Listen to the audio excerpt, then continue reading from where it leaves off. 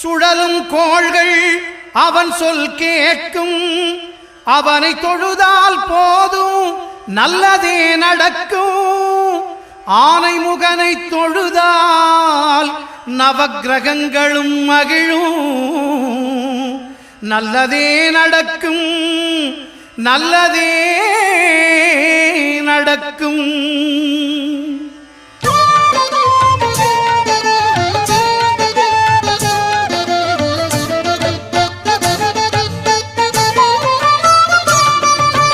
ஒன்பது கோளும் ஒன்றாய் காண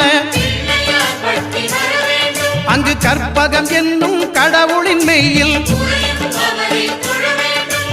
ஒன்பது கோளும் ஒன்றாய் காண